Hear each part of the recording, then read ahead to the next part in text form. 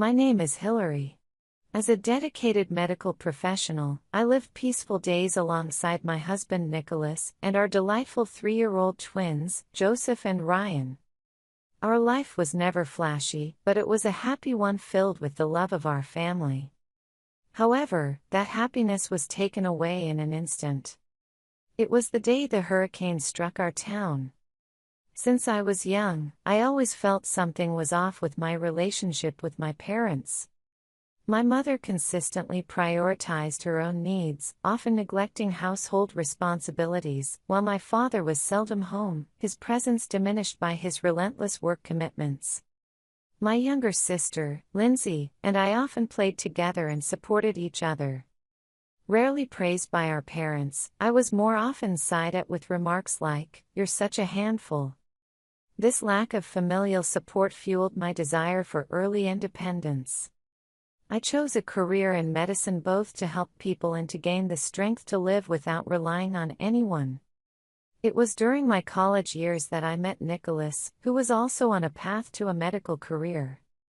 Drawn to his serious yet compassionate demeanor, our relationship naturally deepened over time.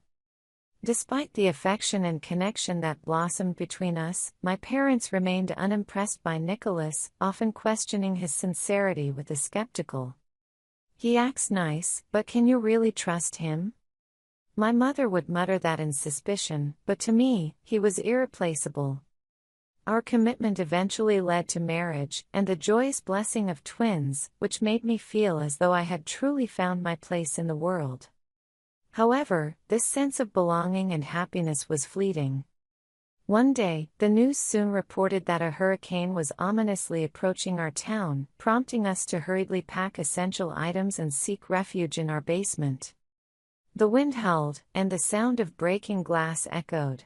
The twins, gripped by fear, clung to me while Nicholas reassured us, holding my hand and whispering, "It'll be okay." After the hurricane passed and dawn broke, we pushed against the basement door. Blocked by debris from outside, we exerted our strength several times before finally creating a gap to squeeze through. Before us lay a landscape of collapsed buildings, twisted steel beams, and mud-covered furniture scattered haphazardly. The roads were cracked, and utility poles had fallen, erasing any trace of what used to be. It wasn't just our home that was destroyed, the entire region shared this fate. Everywhere we looked, the destruction was evident, with the remnants of homes and debris scattered as far as the eye could see, and faint cries for help echoing in the distance. It didn't take long to realize that everything was lost. Yet, we couldn't just stand by. As medical professionals, Nicholas and I needed to work in the disaster area. However, the safety of our twins was paramount, and we could not leave them in such chaos. I reached out to my parents for help. "Mom, it's me. What's up all of a sudden?" Her response was as indifferent as ever. "A hurricane hit. Our home is gone, and the whole town is in a terrible state." "Oh dear, that sounds tough. But you all are safe, right?" Her words felt detached, as if it was someone else's problem. "Yes, but I have a favor to ask. Could you take care of Joseph and Ryan for a while? Nicholas and I need to work here." On the other end, I heard my mother sigh. "It's difficult when you ask so suddenly. We have plans to go to Japan, and taking care of 3-year-old twins is too much of a burden." Her words cut deep into my heart. Holding back tears, I managed to say, "I understand," and ended the call, feeling abandoned in our hour of need. In my moment of despair, I received a call from Nicholas's parents. They had heard about the devastating damage in our area through the news and were concerned. After explaining our situation, they immediately understood and willingly agreed to take care of the twins. It must have been hard. "Don't worry about Joseph and Ryan. We'll arrange for them to come here right away." Their words slightly eased the tension I felt. I can't express how much relief they brought me. Though I felt sad being let down by my parents, the warmth from Nicholas's family enveloped my heart. With the twins now safe with his parents, Nicholas and I were able to dedicate ourselves fully to the medical needs of the disaster-struck community. After the hurricane passed and I stood amidst the devastated landscape, I felt as if my entire life had been trapped within the storm. Our home was completely destroyed, and while taking shelter in a refuge, we desperately provided medical support. Thanks to entrusting the twins to his parents, I could focus on my work with a sense of security. However, beneath that security lay a profound disappointment in my parents. Why did they refuse to support me, instead saying they were going to Japan and that taking care of the twins was too much of a burden? Their words pierced my heart deeply, and their indifference and cold attitude pushed me further to the edge. Gradually, that disappointment turned into anger, and each time I reflected on their actions, a great anger swelled within me. I had financially supported my parents out of a sense of duty rather than affection. They were people who loved luxury. My father once held a managerial position in a medium-sized company, and his income wasn't bad. However, my mother's spending habits strained our finances. New branded bags, high-end restaurants, overseas trips. For my mother, these were essentials for living a life true to herself. My father didn't complain, simply continuing to work in silence. However, our lives drastically changed after he took early retirement. Our savings quickly depleted, and despite this, my mother continued her extravagant spending unabated. From a young age, my parents consistently told me I was a disappointment. Yet, I never lost the desire to be loved. That's why, even after becoming independent through my medical career, I continued to send them $1,000 every month. "You owe your success to us, don't you?" my mother would say, taking the money as if it were her due. Honestly, it was a burden. But I couldn't let go of the faint hope that perhaps, sending money might make them love me. I reached out to them for help. All I asked was for them to look after the twins, yet what I received in return were cold words. At that moment, emotions I had suppressed for years surged forth. I had been sending them money for years and was always ready to help whenever they needed, yet when I truly needed them, they offered no help at all. What had I been sending them money for all this time? That night, I cried into Nicholas's chest. He didn't say a word, just gently rubbed my back, and that kindness made me cry even more. Over a month, as we continued our work as medical professionals in the disaster zone, the situation gradually began to stabilize. A consistent support system was established, and as shelter and medical facility management improved, the necessity for emergency response diminished. The stabilization of supply chains and medical systems meant that our work at the scene increasingly shifted towards routine. Despite many remaining challenges, it was becoming palpable that the situation was slowly improving. Weeks later, I found myself thinking of my parents and peeked at my mother's social media account. There, I saw cheerful photos from their trip to Japan. Seeing my mother smiling as she ate sushi and walked around Asakusa in a kimono made something inside me snap. These people don't care about my suffering at all. And then, I made a decision. I would stop supporting my parents. I needed to focus on protecting my own family. I contacted the bank and stopped the automatic transfers to my parents. At that moment, I felt a weight lift from my shoulders. What followed was incessant contact from my parents.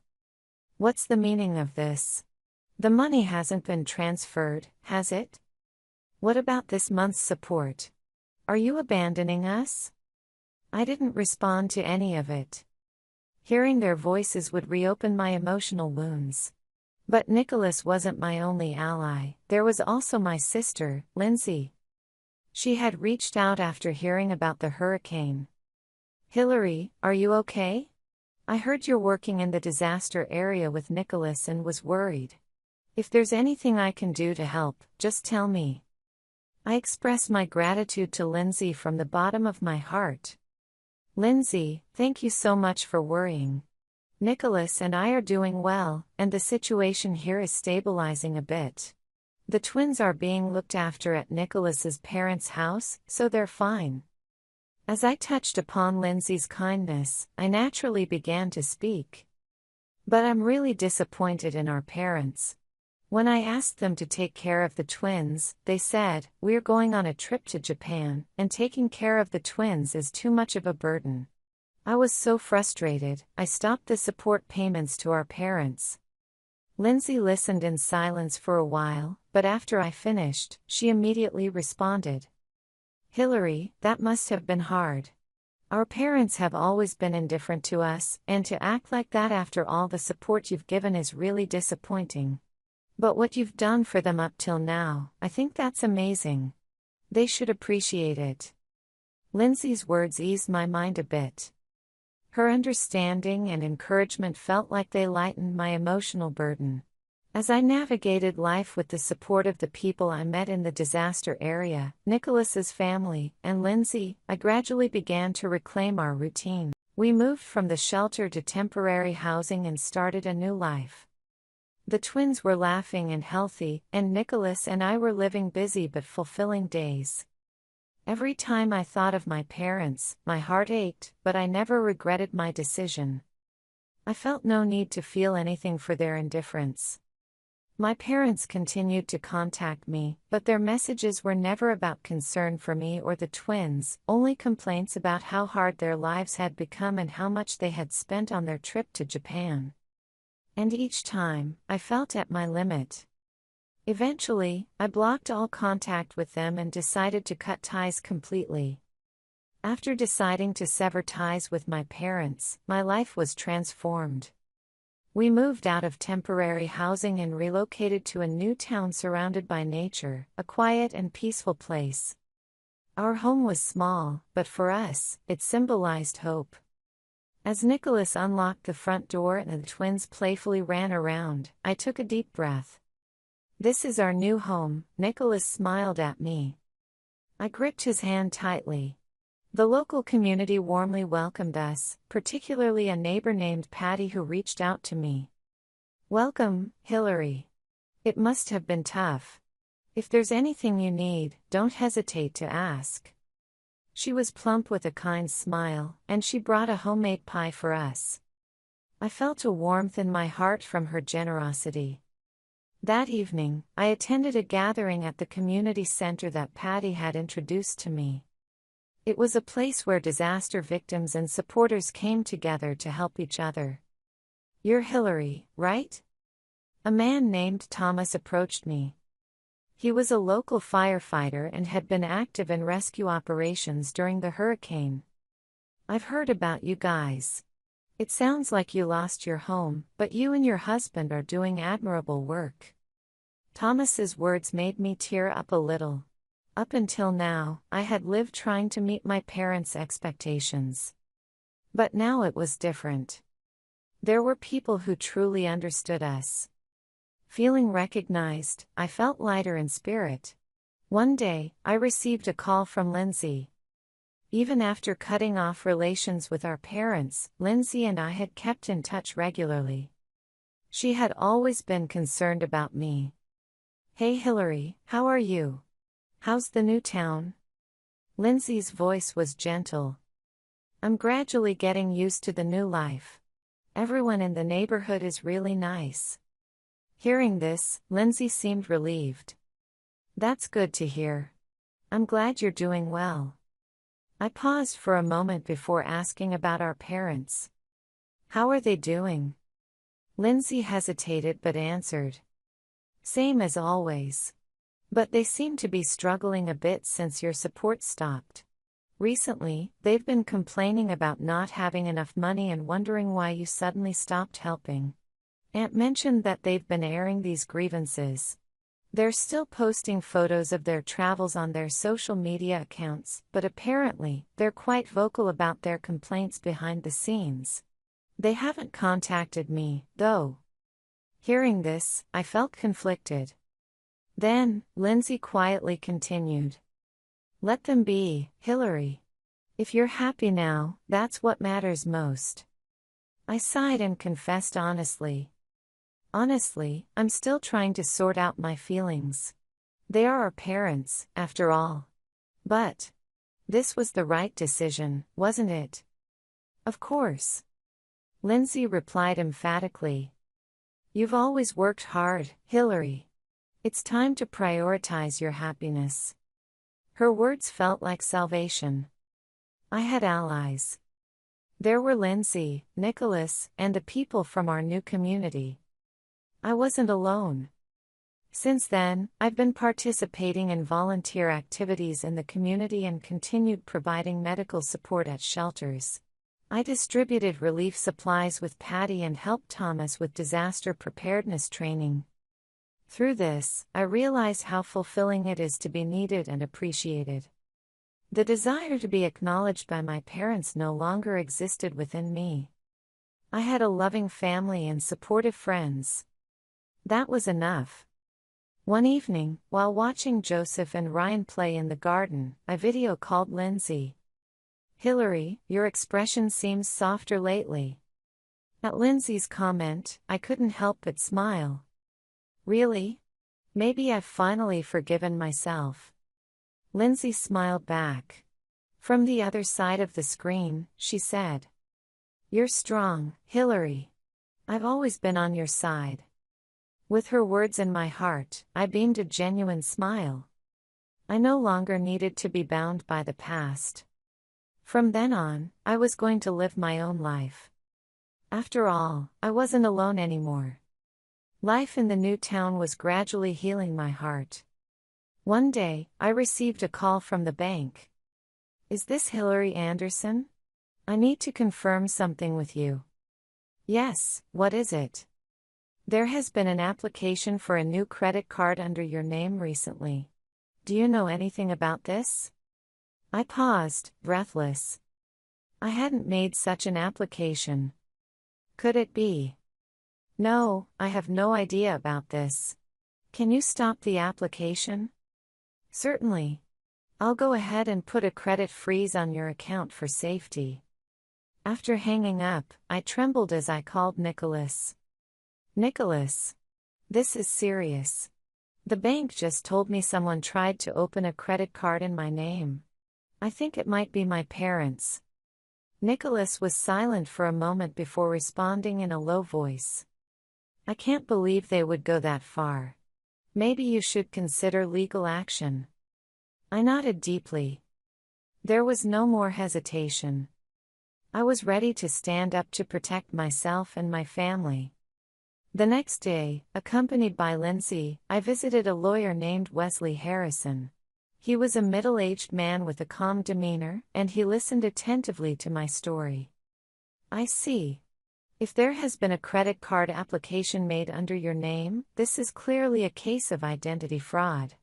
Considering the past financial support you've provided, it is also possible to claim damages. I was surprised by Wesley's words. The idea of claiming damages had never crossed my mind. But, is it really okay to go that far? Wesley smiled kindly. Hillary, what your parents have done constitutes financial exploitation. You haven't done anything wrong. Lindsay squeezed my hand. Hillary, stop blaming yourself. I've watched you suffer for a long time. Now it's time to protect yourself. Encouraged by her words, I made up my mind. Please proceed with legal action against my parents. Several weeks later, I was standing in court. My parents, through their lawyer, had repeatedly offered settlements, but I refused. I felt that if I forgave their actions, the same thing would happen again. During the trial, Wesley explained the situation calmly and accurately on my behalf. The plaintiff, despite being a victim of a disaster and living under difficult conditions, continued to provide medical support in the affected area. During this time, the defendants, her parents, used her name without permission to apply for a credit card. Additionally, they have been receiving financial support from the plaintiff for many years, which clearly constitutes financial exploitation. My parents had nothing to say in response. They just looked down, glaring at me resentfully. I faced their gaze squarely. There was no need to be afraid anymore. The judgment was in my favor. My parents were ordered to pay damages, and a restraining order was issued. At that moment, I finally felt a deep sense of relief. After the trial, Lindsay and I stopped by a cafe. Holding a warm cup of coffee, I quietly muttered, "So, it's really over now." Lindsay smiled gently. "Yes, Hillary. You did well." Holding the cup tightly, I closed my eyes. The pain, anger, and sadness I had carried were slowly being released from my heart. I was no longer bound by my parents. From now on, I would carve out my own life. Looking outside, the clear blue sky stretched out, as if blessing the start of my new life. I took a deep breath and started walking forward. With the trial over, I had finally achieved peace of mind. The court's orders for my parents to pay damages and the restraining order were not just legal victories for me. They were proof that I had protected myself and moved on from the past. Several weeks later, Lindsay called me. "Hillary, there's something I need to tell you." "What is it?" Lindsay hesitated for a moment before starting to speak, her voice mixed with a sigh. "It seems that our parents have started family therapy." I gasped. "Our parents? Undergoing family therapy?" I couldn't believe it. "What do you mean?" After the trial, it seems they were quite depressed. Especially Mom, who feels like she's lost everything now that she can't live that luxurious life anymore. But Dad has started to change. He's reflecting on what happened during the trial and has started counseling. I was speechless. My father, attending counseling? It was almost unheard of for him to express his emotions. And so, they decided to start family therapy together. It all started when Dad said, "If we continue this way, everything will be destroyed." A mix of disbelief and slight relief filled my heart. Yet, I was not ready to let my guard down so easily. "And then?" I asked cautiously. "What are they hoping for? Do they want forgiveness or something?" Lindsay shook her head. "No, I just wanted to let you know. The courage you showed by standing up for yourself has ultimately led to them changing." Hearing this, I felt a slight weight lift from my shoulders. A few days later, a letter arrived in my mailbox. The sender was my parents. With trembling hands, I opened the envelope, and there were words written in my mother's handwriting. "To Hillary. I don't know where to start, but first, let me apologize. We relied too much on you and were always thinking of ourselves, which I deeply regret. After the trial, we felt like we had lost everything, but in reality, we had lost sight of what was truly important long ago. Now, we are undergoing family therapy and confronting our mistakes. Your dad is slowly trying to change, and for the first time, I am taking a hard look at myself. Please, we want to start over. Although what I did to hurt you can never be forgiven, from now on, I sincerely wish for your happiness. Sincerely. Your Mom." I finished reading the letter and took a deep breath. The fact that my mother, who had always been so distant and cold, was admitting her mistakes and apologizing, was unexpected. However, my heart didn't immediately lighten. The wounds from the past aren't so easily healed. That night, I showed the letter to Nicholas. After reading it silently, he gently held my hand. "Hillary, whatever you decide, I'm with you," he said. Wrapped in his warmth, I spent a long time thinking. The next day, I called Lindsay.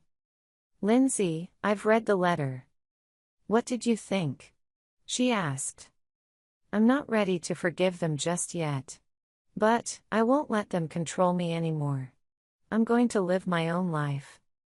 It seemed like Lindsay quietly nodded in agreement. "Yeah, that's good. The most important thing is that you're happy." Later, I wrote a response to my parents. I didn't write that I forgave them. I simply stated, I will continue to live my life. If my parents are trying to change, that's their issue to resolve. I'm no longer bound by the past.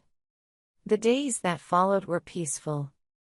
I shared laughs with Patty and Thomas, and my bond with Lindsay grew stronger than ever. The twins grew a little every day, and my bond with Nicholas deepened. One day, as I watched the twins play in the garden, I looked up at the sky. A single cloud drifted slowly across the clear, blue expanse. The weight of the past in my heart was gradually lifting. I am no longer uncertain. I know my worth. And I will continue to walk my own path. The storm has passed. Now, I am finally free.